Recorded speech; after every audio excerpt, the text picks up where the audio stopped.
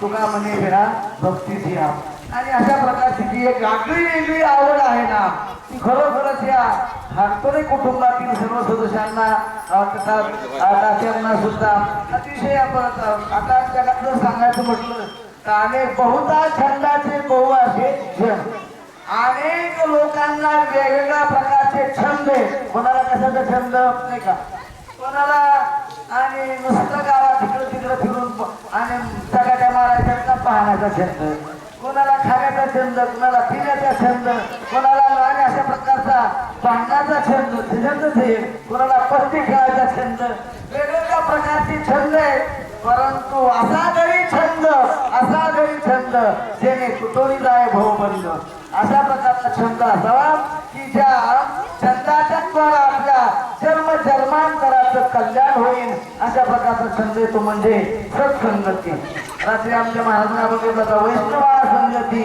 सुख वाटे जीवा आणि राणी कवी देवा काही देणे दुसरं काही नाही कधी आवाज पालखीचं स्वागत आहे आणि उत्स्फूर्त वातावरण आहे म्हणून त्यांची भावना अशी असं नाही केव्हा बी येऊन भेटा त्यांना दुसऱ्या गप्पाच विषय नाही वाटत नुसतं अशा प्रकारच्या या आणि तीन वारकऱ्यांची आणि याच गोष्टीची चर्चा त्यांच्याकडे असते म्हणून माणसाच्या जीवनामध्ये अशा प्रकारची आवड असावी नाहीतर अनेक प्रकारचे छंद अनेक प्रकारची आवडी आहेत ना परंतु त्या अनेक प्रकारच्या आवडी आणि छंद हे अधोगतीला नेणार आहेत हे दुःखाला कारणीभूत आहेत आणि अशा प्रकारच्या या छंदाचा आणि जो महिमा आहे ना तो खरोखर या कुटुंबाला आणि या सर्वच मंडळींना अतिशय पटकेला आहे म्हणून तेवढं अंतःकरणपूर्वक बरं का आता काय आहे मनोभावे माऊलींचा एक शब्द आहे तुझी सेवा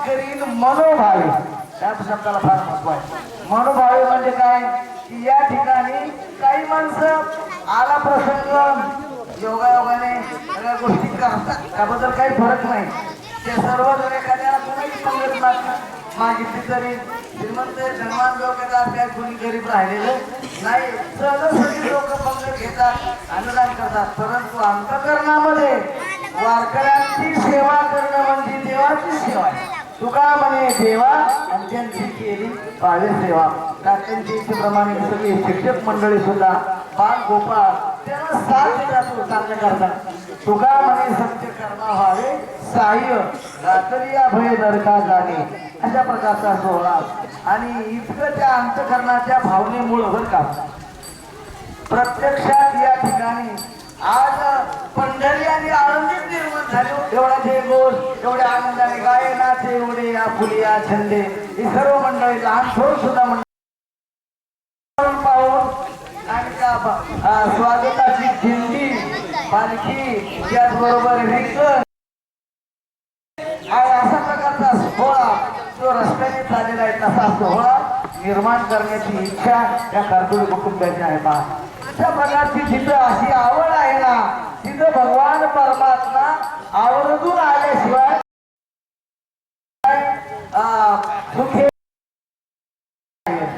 ज्यांना वारकऱ्यांच्या बद्दल आणि संतांच्या बद्दल ज्यांच्या अंतःकरणामध्ये आदर आहे भगवान परमात्मा म्हणतात ते मला प्राणाचेही प्राणा पुरवते आवडती जे निरुते जे भक्त चरित्राते प्रशंसते किंवा देव वसे चित्ती त्याची घरात संगती ऐसे आवडते मना देवा पुरवावी वासना सांगितलं आणि प्रत्येकाला अनेक व्यसनाचे छंद आहेत अनेक अशा प्रकारचे छंद आहेत परंतु हा छंद जो आहे ना अनंत काळाच्या जन्ममरण रूपी भावबंधातून तोडणारा अशा प्रकारचा हा आणि हरिभक्तीचा छंद आहे असा ज्यांना छंद आहे ना तो भगवान परमात्मा आणि तो छंदही त्यांचा पुरवतो नवे त्यांचे सर्व जन्मांतराचं अनेक प्रकारचं हित आणि कल्याण होतं बाप आणि त्याच्याकरता वास्तविक आहे एक तो मनातला आणि जो भाव निर्माण झालेला आहे ना तो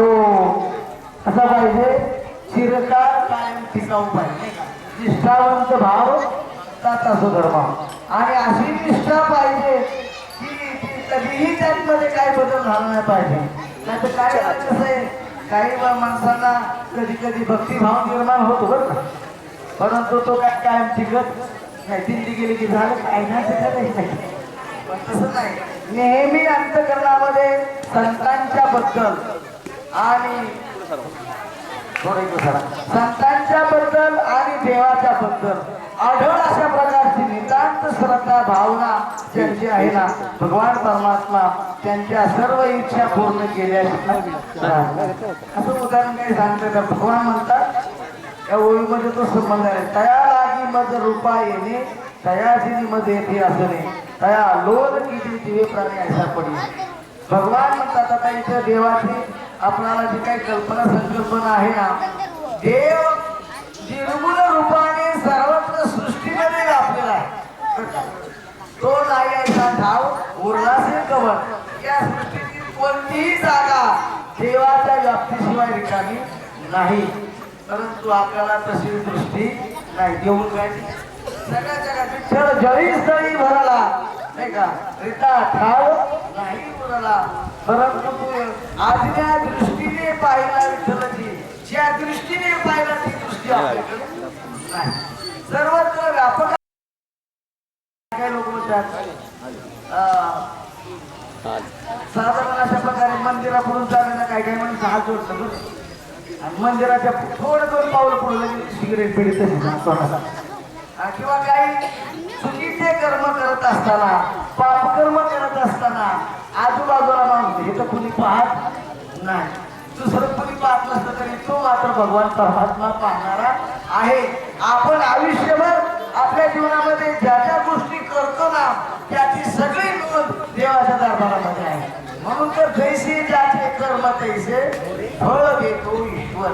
या सर्व कर्माला साक्षी भगवान आहे. तो निर्गुण निराकार स्वरूपामध्ये आहे आणि फक्त त्याचा काय आपल्याला अंत लागत नाही. तो कुठल्या इंद्रियाचा विषय होऊ शकत नाही. ते जेच मनाची नक्की लगे, बुद्धीची दृष्टी लगे, ते इंद्रियाची काय तिथं मनाला खावं लागत नाही आणि बुद्धीलाही कळत नाही. अशा प्रकारचा निर्गुण निराकार भगवान परमात्मा आणि सर्व जगामध्ये तो व्याप्त असून सुद्धा आणि तो आपल्याला कळू शकत नाही, दिसू शकत नाही. परंतु तो भगवान आणि तोच परमात्मा हे होळीद्वारा सांगतो की तयारागी मध्ये रूपा येणे निर्गुण निराकार असणारा भगवान परमात्मा आणि जो या ठिकाणी सगुण साकार होतो तो भक्तांच्या इच्छेनं जे रात्रंदिवस आणि त्या भगवंताच्या भजनाची भक्तीची आणि कास धरतात, ध्यान धारणा करतात आणि नमस्कार करतात, साधू संतांची सेवा करतात. भगवान म्हणतात मी त्याच्या करता मात्र तयार आगीमध्ये रूप आहे त्यांच्या करता देतो मी. आता उदाहरण तुम्हाला असे किती सांगते. आपल्याला जो पाऊस पडलेला दिसतो जगामध्ये, तो पाऊस कोणाकरता पडतो? कोणाकरता पडतो? हा ते उत्तर आहे महत्वाचं. तो 12 महिने पाऊस आहे. आपण म्हणतो उन्हाळा पावसाळा आहे वा, पण पाऊस कसा पाहायला गेला तर 12 महिने वेगवेगळ्या ठिकाणी तो पाऊस पडत असतो. पण तो पाऊस इकडे बघा शांत बसायचं. 12 महिने पावसाचा वर्षाला आहे, कुठं आहे कुठं नाही, परंतु तो पडतो ना. तर माऊलींनी ओवी लिहून ठेवलेली आहे ज्ञानेश्वरीमध्ये. सातकाची एक कणरे मी गुपाणी अशी झाले ते चराचरा घरी निवाले देशे. पाऊस पडतो तो चातक नावाच्या पक्षाकरता पडतो. का बरं? चातक पक्षाचा काय संबंध आला? चातक पक्षाचा असा संबंध आहे की तो चातक नावाचा पक्षी आणि आम्हाला विद्युत बसावं लागतो अवघड. चातक नावाचा पक्षी आहे ना, तो जमिनीवरलं पाणी पित नाही. खाली जमिनी मातीत पडलेलं पाणी पित नाही. वरची मेघाची वरून आलेली धार वरचीवर तोंडाने झेलतो आणि तेवढ्यावर पाण्यावर तो थांबतो. जमिनीवर पडलेलं पाणी पित नाही. आता पाण्याला इतर काही कळाला किती पाणी आहे, परंतु ते पाणी घेत नाही. तो वरतीच पाहतो. किंवा अनन्य म्हणतात. काय म्हणायचं? त्याच्याशिवाय मला दुसरं काहीच नाही पाहिजे, पण त्याला अनन्य म्हणतात बरं का. हा बस आपल्याला आजच्या किती गोष्टी सांगता येतील की जे अनन्य असतं ना. वासरू हे गायीशी अनन्य असतं. चातक हा मेघाशी अनन्य आहे. चकोर हा चंद्राशी अनन्य आहे. चकोर हा चंद्रामृत भाव आहे. चंद्राचं चांदणं जे आहे ना, त्या चंद्राच्या चांदण्यातलं अमृत जे आहे ना, ते तुम्हाला नाही सापडत. कुणाला? फक्त चकोर नावाच्या पक्षाला ते अमृत करून कुवळता पडतात चांगला. त्या चकोर पक्षांच्या करता आणि चंद्र अमृत वर्षाव करतो. चातक नावाच्या पक्षाकरता मेघ वर्षाव करतो. आणि त्याचप्रमाणे परम आणि काळ्या वाच्या मनाने ज्याने जीवन समर्पण केलेलं आहे त्या भक्तांच्या करता भगवान परमात्मा पाहिजे तसं रूप धारण करून येतो. पाहिजे तसं त्या तयार आधी नजर उपाय नाही त्याच्या करता मी या जगात प्रकट होतो. एरवी आणि अनंतावधी कालावधी गेला तरी आणि लोकांना देवाचं दर्शन नाही किंवा देवाचं काही अशा प्रकारचा अनुभव नाही. अशा प्रकारची अवघडातली अवघड गोष्ट आहे. परंतु आणि ती गोष्ट साधू संतांच्यामुळे सोपी झाली. जो भगवान परमात्मा हजारो जन्म गेले तरी त्याचं दर्शन नाही तो भगवान परमात्मा पुंडलिकरायाने आपल्या मात्या पित्यांची भक्ती केली बर का. मात्या पित्यांच्या आई वडिलांच्या ठिकाणी दीपत्वाची प्रचिती त्यांनी घेतली. हे देव आहेत. मातृदेवो भव, पितृदेवो भव, आचार्य देवो भव, अतिथी देवो भव हे जवळचे देव सांगितलेले आहेत ना. म्हणून त्यातील मात्या पित्यांची सेवा केल्यामुळं भगवान परमात्मा निर्गुण निराकार स्वरूपाचा. आता ते भगवान परमात्मा पंढरपूरला जो आला ना तो त्याची भावासाठी आलाय बर का. आणि त्याचबरोबर रुक्मिणी आई साहेब दिंडीरमध्ये येऊन बसल्या होत्या. दिंडीरमध्ये त्यांच्याही शोधा करता आला आणि त्या पुंडलिकाला पाहिलं मातृपितृभक्ती पाहिली आणि भगवान परमात्मा त्याच्या मातृपितृभक्तीला भुलला आणि त्याच्याजवळ गेला. काय आश्चर्य बघा सांगितलं. कल्पना करायची नाही तुम्ही आम्ही की आपल्याला या जन्मात देवाचं समोर साक्षात्कार होईल अशक्य गोष्ट आहे पाहिजे. पण ती शक्य कशी होती माहिती का.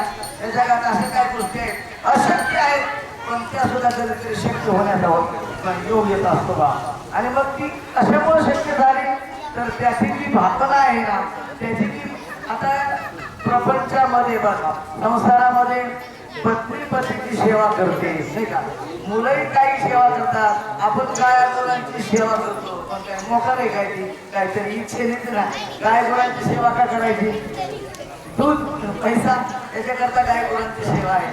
आणि आपण संसारामध्ये एकमेकावरती काही सेवा करतो ते काय त्याच्यामध्ये स्वार्थ आहे. आणि जर त्याच्यामध्ये स्वार्थ साध्य नाही झाला बरं का तर नवरा बायकोला सोडून दिल्याशिवाय राहत नाही किंवा बायको तरी नवऱ्याला सोडून गेल्याशिवाय का स्वार्थ आहे त्या सेवेमध्ये. जसं पुंडलिकाने जी काही सेवा केली आई वडिलांची ती स्वार्थ म्हणून नाही देव म्हणून काही अपेक्षा नाही. जसं आपण देवपूजा करतो का देवपूजा तशी सेवा केली त्यांनी. आपण करतो आपल्या आई वडिलांची सेवा पण तशी देवा इतकी नाही. देवासारखी पुंडलिकराने असं केलं त्यांना स्वतःच्या वाकाने उठून वृद्ध कालामध्ये आणि त्यांना स्नान घालणं त्यांना कपडे घालणे अशा प्रकारचे स्वतः हाताने परिधान करणं त्यांच्या कपाळाला स्वतः गंध लावणं आणि त्यांना नूतन अशा प्रकारची नवीन वस्त्र धारण करणं त्यांना नैवेद्यासाठी सगळं काय असणार जीवनामध्ये काही जे आहे ते स्वतःच्या हाताने जेवायला घालणं आणि नतमस्तक होऊन दर्शन घेणं आणि त्यांची विश्रांतीची व्यवस्था करणं पाय चोपणं काहीच नाही. आणि अशा त्या पुंडलिकाने आई वडिलांची सेवा केल्यामुळं भगवान श्रीकृष्ण परमात्मा त्याची सेवा पाहून भुलला पाहिलं आणि आपोआप त्याच्याकडे आला कयाला माझं रूपा येणे तिथं आला तो भगवान परमात्मा आला त्याची सेवा पाहिली. बराच वेळ उभा राहिला काही अंतरावर परंतु हा इतका त्या आई वडिलांच्या सेवेत दंग झाला होता की तो माझ्या देव उभा राहिला जवळ त्याच्याकडे सुद्धा पाहिलं नाही. मग शेवटी देवालाच बोलावला बघा.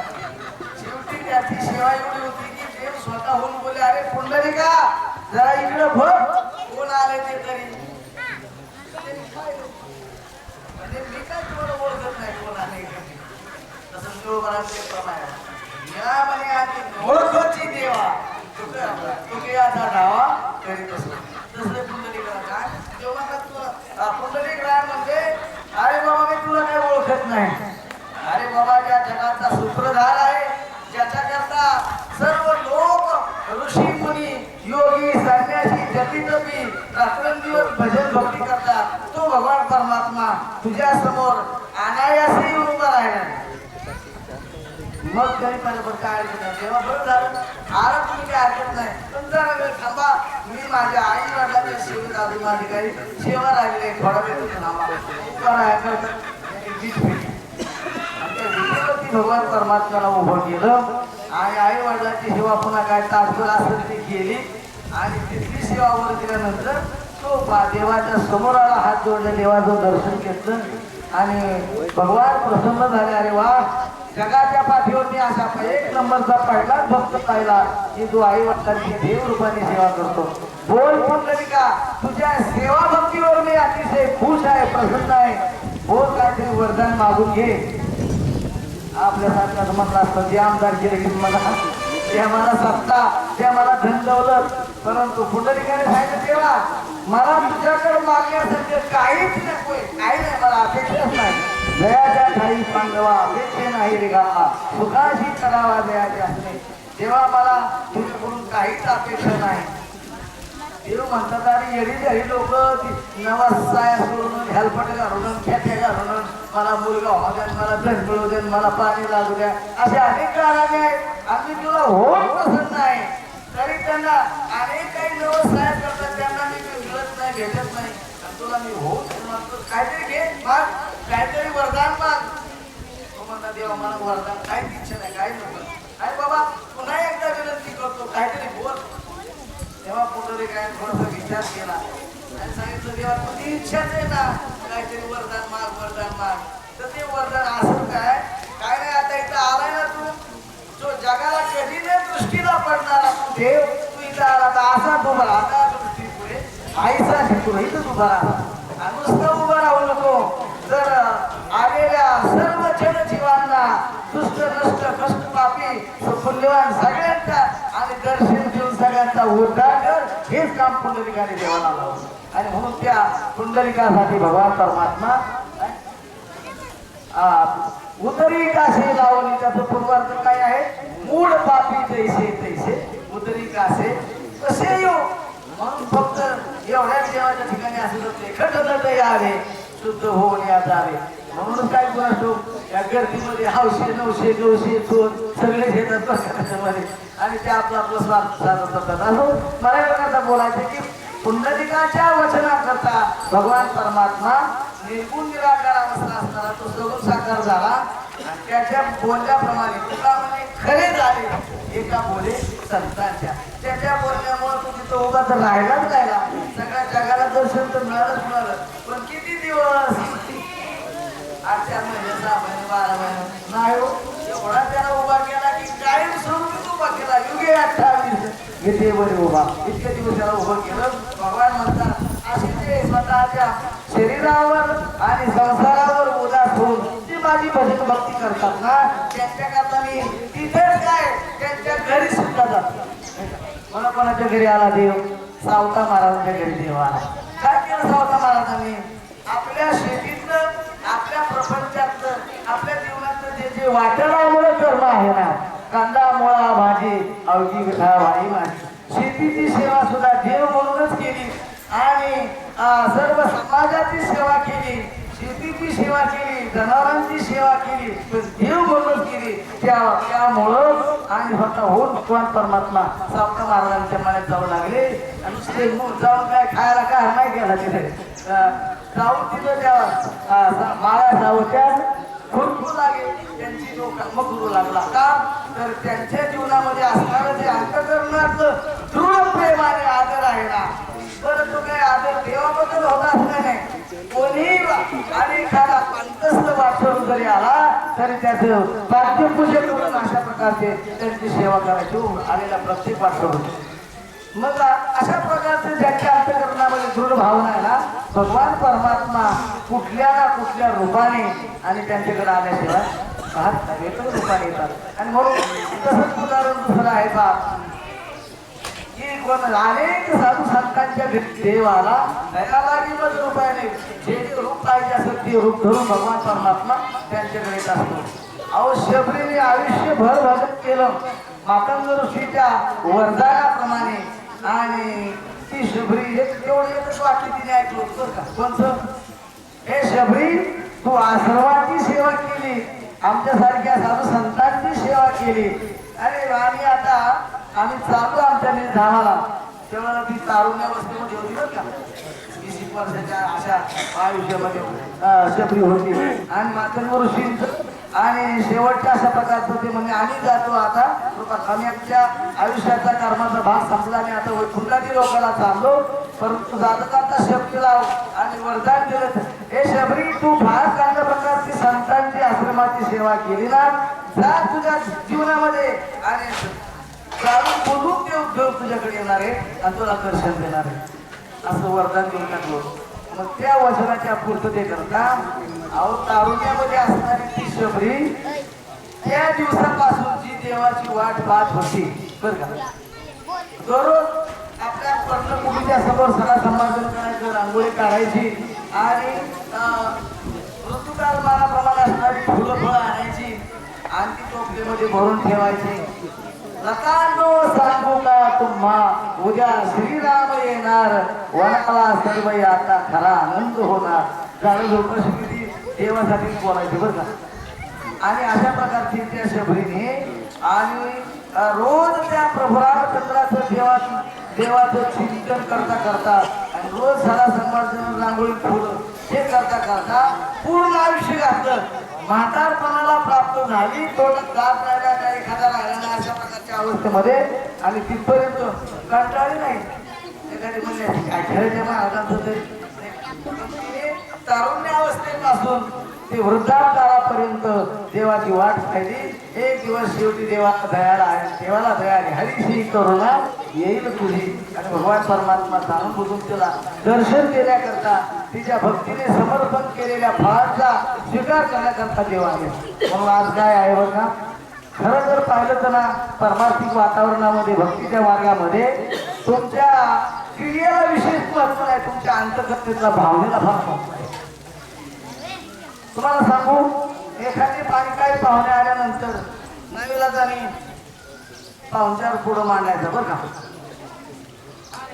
आणि काय असं ते काय पाहुणचारा करता असणार काही फळं किंवा काय असणारे पदार्थ काय पुढं मांडल्यानंतर मागायचे घ्या. आणि जर अनादराने जर तुम्ही त्या वस्तू पुढं मांडल्या तर घेऊन घ्या, तुम्ही घ्या. घरी मिळालं होतं का तुम्हाला कधी घ्या असं म्हटल्यानंतर नाही, अंतःकरणपूर्वक नम्रतापूर्वक आणि आपलं स्वागत करून आणि जर तो आपल्या आणि अत्यंत नम्र भावने म्हणत असेल तर काही म्हणायचं भाष्य असा करताना चांगल्या प्रकारचं पक्वानाचं जेवण. आम्ही पक्वानाचं जेवण चालू कसं झालं, बुंदी काय, जिराबी काय अनेक प्रकारचे सुंदर अशा प्रकारचे जेवण चालले. आणि ते चांगल्या प्रकारचे पक्वानाचे जेवण करून सुद्धा जो नम्र असतो तो हात जोडून म्हणतो, महाराज वारकरी मंडळी आपली गरीबाची भाजी भाकरी काय असेल ती गोड करून घ्या. भाजी भाकरी केलेलं पक्वान नाही, परंतु ते नम्रतापूर्वक खाली दिल्यामुळं आणि खाणाऱ्यामध्ये आनंद असा प्रकार होत असतो. म्हणून भगवान जेवढं भगवंताला काही लागत नाही, तो भावाचा फकीर आहे आणि जो भावनापूर्ण जीवन जगण्याचा प्रयत्न करतो भगवान म्हणतात त्याच्याकरता निश्चित येतो प्रकट होतो. आणि काही गोष्टीचे अशा प्रकारचे उदाहरण सांगण्याकरता माझे पुस्तक असतं ते 2 तास सांगू शकतो. काही उदाहरणं आलेले आहेत बरं का, की भगवान एक प्रमाणे तुकारा महाराज अंतरीची घेतो गोडी पाहे जोडी भावाची. तुमचं अंतकरण काय याचं संस्कार भगवान घेत असतो. वरच्या भावाला नाही बोलत, त्याचं अंतकरण काय सांगते उदाहरण सांगतो 2 मिनिटामध्ये. आणि आपली सेवा अंतकरणाची भावना कशी असावी. एक लहानसा मुलगा शिवला मृतामध्ये उदाहरण आले बा 5 वर्षाच्या त्याची आई त्याला कडेवर घेऊन दर्शन करता महादेवाच्या मंदिरामध्ये आले. आणि तिने नमस्कार केला. तो मुलगा कडेवर होता, तो खाली उतरला. त्यांनी तो उंबऱ्यातून नमस्कार केला आणि पाहिलं आतमध्ये दृश्य, एक राजा आणि तिथं पूजा करत होता.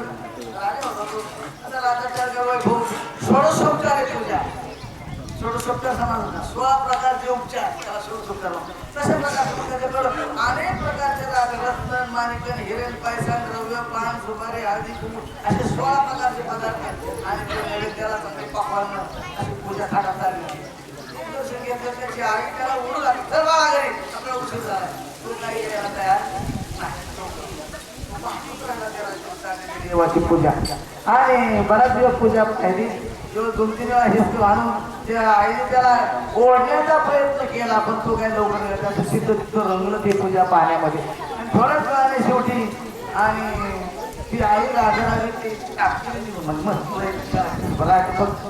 घरी गेली आणि पुन्हा बराच वेळ त्याची वाट पाहिली पण तो काय लवकर आला पण आला असा घरात नाही गेला शेजारी एक असं पडतं उन्हात पडलेलं शेजार होतं गडगडी पडलेलं शेजारात गोळा आणि त्या शेजारात गेला आणि तिथं जागा थोडीशी स्वच्छ केली ती धरली आणि असं तिथं दगड मांडले त्याच्यावर दुसरा एक दगड मांडला आणि जी पूजा सुरू केली त्याने हळदी कुंकू नाही का श्री महादेव देवता धोरमा हरिद्रा कुंकुम सौकार केंद्र गाणी समर्पयामी आव्हानांते अक्षदान समर्पयामी ऋतुलाल भोग समर्पयामी महादेवचन समर्पयामी आता हे सगळं मंत्र असतं मी म्हणतोय ते दुसरं असं सगळं थाटात आपलं त्या मातीचं सगळं आणि दगडाचा देव मातीचं सगळं उपचार असे बऱ्याच वेळ रमला तो 10 दिवसात झाला तर पूर्ण काही येत नाही तिने चौकशी केली मंदिराकडे नाही कुठं नाही इकडं असं टोकून त्याचा काहीतरी आवाज आला व्हिडिओ आरती काय करत होता आवाज आला त्याला राग आला आणि त्याला वोट किती वेळ झाला मी जेवणाकरता तुझी वाट पाहते त्याला हिसकलं हाताने तुम्हाला नाही काय थांब जरा माझा अजून ध्यान झाला उपचार राहिले काय त्या मातीचं दगडा घेऊन बसला वोट मग त्याला हाताने हिसकलं आणि त्याने मांडलेली जी पूजा होती वीस कटून गेली दगडा काय केलं आणि मग ती 20 कटून गेली आणि लगेच त्याला वडलं फरफरा आणि घरात घेऊन आली घरी परत आता पण आली कुठे आणि अशा वेळ परत गेल्यानंतर तिला राग आला झोपली पांगावती जीव दुपारच्या वेळेला झोपली पांगाव आश्चर्य असं की त्याची जी दृढ भावना आहे देह जावो अथवा राहो पाठवून मी दृढ राहो त्याची भावना त्या देवाबद्दल आणि मस्त ध्यान मांडी करून मग एवढ्या लहान वयामध्ये काही पूर्वजन्माची पुण्य असते आणि थोड्याच वेळ त्या मुलाची भावना पाहून भगवान परमात्मा सुद्धा भगवान शिवशंकर प्रगट झाले त्याच्या डोक्यावरती वरधास्त ठेवला आहे बाळा धन्य तुझा जन्म थोड्या लहानपणी तुझी माझ्यावर दृढ भक्ती आहे भावना आहे किंवा कोण काय पाहिजे तुम्ही मला नाही काय पाहिजे फक्त एकच मी मागतो की माझ्या आईने तुझ्या पूजेचा अपहार केलेला आहे तेवढं तिच्यावर राहू नको तुलाच मनाने माझं काय त्याच्यामध्ये हित आहे ते जर तुम्हाला काय समजत नसेल तुम्ही द्या मला काय फक्त मनाने काय मागायचं कळत इतकी भावना करतो बाळाची लगेच देवाने काय देव करील ते काय हे महाराज देवाच्या मनात काय होणार नाही मुलामध्ये आले समर्थाचे म्हणा जरी होय देवाने कृपा केली ते साधं गेलं आपलं घर होतं ना पत्रे फिरल्याचं हे बंगा काय सगळं त्याच्यावर झालं असं मोठा दिवाण आणि अनेक प्रकारची सुविधा आणि सगळ्या प्रकारचा चांगला महान तयार झाला आणि त्याची आई झोपली होती बाजूवर पलंग मोठा दिवाण प्रकाश लाईटिंग आणि सगळं वातावरण बदललं श्रीमंती देऊन टाकली आणि तो मुलगा परत आपल्या आईला घेऊन चालू करतो आई उठ देवाचं दर्शन घ्यायला तर पण तुझा देव अजून आला का मला का तुझा देव कसला रे आई तू डोळे उघडून बघ मग खरंच तू असताना त्याला ते खोळ होते ना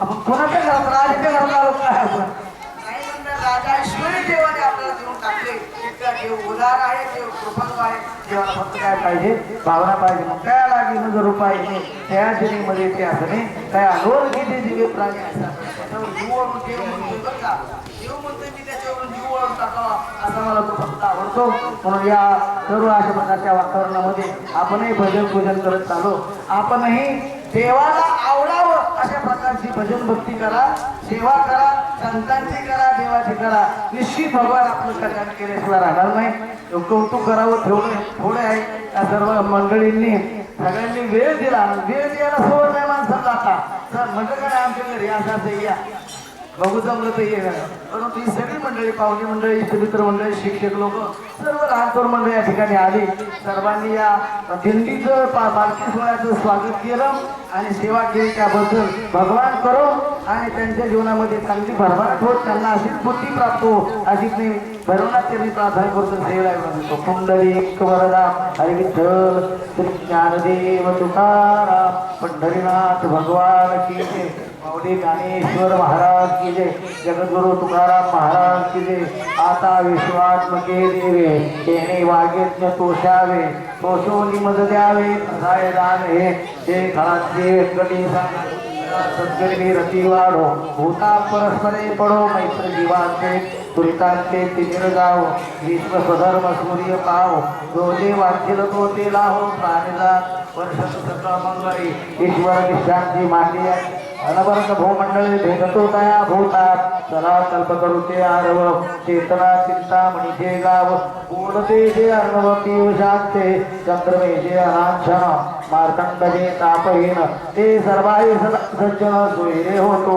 किंबवना सर्व सुखी पूर्ण होणी ते लोकी भजिजो आदि पुरुषी अखंडित आणि ग्रंथोपजिरे विशेषी लोकी दृष्टा दृष्टिविजय होवारे जे एक मने श्री विश्वेश्वरावो हा होईल दान पसावो येणेवरी ज्ञान देवो सुखिया झाला येणेवरी ज्ञान देवो सुखिया झाला येणेवरी ज्ञान देवो सुखिया झाला विठ्ठल विठ्ठल विठ्ठल विठ्ठल विठ्ठल पुंडलिक वरदा हरी विठ्ठल श्री ज्ञानदेव तुकाराम पंढरीनाथ भगवान की जय माऊली ज्ञानेश्वर महाराज की जय जगद्गुरु तुकाराम महाराज की जय भैरवनाथ महाराज की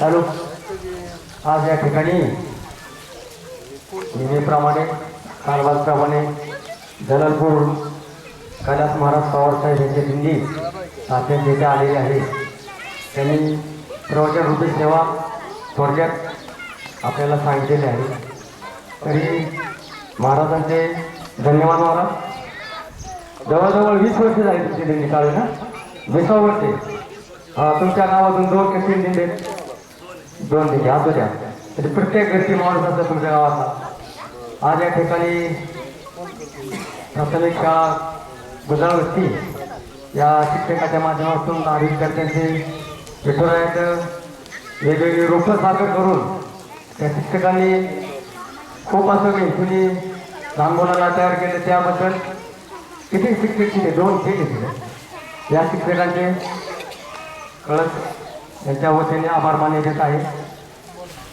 ठीक आहे हे पहा सूचना आता त्यांच्या नियोजनाप्रमाणे सर्व वारकरी मंडळींनी एसटीमध्ये आणि हे बालगोपाळ आणि सर्व पाहुणे मंडळी यांनी प्रसाद घेतल्याशिवाय जेवल्याशिवाय कृपया कोणी जाऊ नये अशी खारतोळी परिवाराच्या वतीने सर्वांना कळकळीची विनंती आहे एसटीने जसं जागा असेल तसं पुरुष मंडळी काय असेल ते बसवा आणि आता जेवण केल्याशिवाय कोणी जाऊ नका सर्वांना विनंती